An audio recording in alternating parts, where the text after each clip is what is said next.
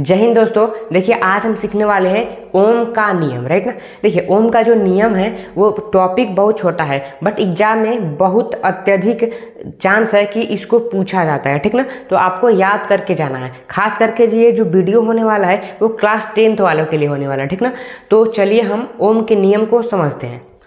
देखिए ओम के नियम के अनुसार यदि किसी चालक तार, अब अगर हम चालक तार की बात करें तो मान लीजिए कि एक ऐसा वायर है, मान लीजिए कि ये क्या है, वायर है, राइट। तो इसके दो सिरे हैं, फर्स्ट एंड सेकेंड, राइट। तो अगर हम फर्स्ट सिरे पर धारा को प्रवाहित कर दें तो धारा बहती हुई यहाँ तक आ जाए लास्ट वाले सिरे पर, तो समझ जाइए कि क्या है, वो धारा के चालक है, यानी विद्युत का क्या है, चालक है। मान लीजिए कि हम ले लिए यहाँ पे एक लकड़ी, राइट। तो लकड़ी के क्या इस सिरे पर धारा को प्रवाहित करेंगे तो क्या धारा इस सिरे पर आ पाएगा, नहीं आ पाएगा। तो ये क्या है, विद्युत का कुचालक है। समझ लिए, चालक और कुचालक क्या होता है। एंड फाइनली अब इसको समझते हैं कि यदि किसी चालक तार की भौतिक अवस्थाएं जैसे ताप, दाब, लंबाई आदि में कोई परिवर्तन नहीं किया जाए, कोई परिवर्तन क्या किया जाए, नहीं किया जाए, तब उस तार के सिरों के मध्य उत्पन्न विभवांतर उस तार में प्रवाहित धारा के समानुपाती होता है, प्रवाहित धारा के समानुपाती होता है, राइट ना। कहने का मतलब क्या है कि मान लीजिए कि हमने एक यहाँ पे ले लिया है चालक तार, ठीक ना।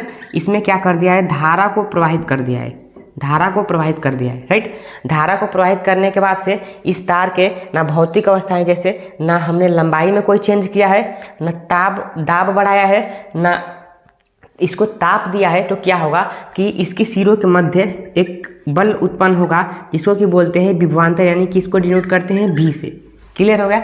तो इसी नियम को हम लोग ओम के नियम बोलते हैं। अब ओम ने ये कह दिया था केवल कि जो ये विभवांतर है वो धारा के क्या है, समानुपाती है। देखिए यहाँ पे विभवांतर उस तार में प्रवाहित धारा के समानुपाती होता है। क्या होता है, समानुपाती होता है। बस यही छोटा सा एक फॉर्मूला दे दिया था तो हमारा ओम का नियम हो गया, ठीक ना।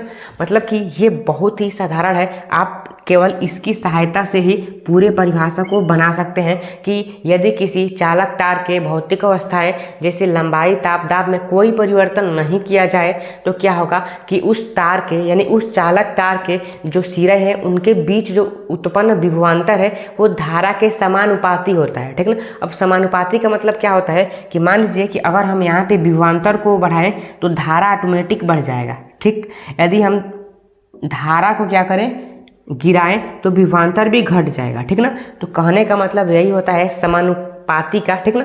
तो यही है हमारा ओम का नियम, ठीक। अब देखिए कि जैसे ही ये जो समानुक्रमवाती है वो हटेगा तो एक नियतांक दे देगा, आर नियतांक, जिसको कि आर नियतांक के नाम से जानते हैं। यानी कि V हो जाएगा, ये जो कलर 2 में R दे देगा, R इंटू आई हो जाएगा, राइट ना। तो V इज इक्वल टू कितना हो जाएगा, RI। क्लियर हो गया। तो यही है हमारा ओम का नियम। I क्या है, विद्युत धारा है, R क्या है, प्रतिरोध है, V क्या है, विभवांतर है। क्लियर हो गया।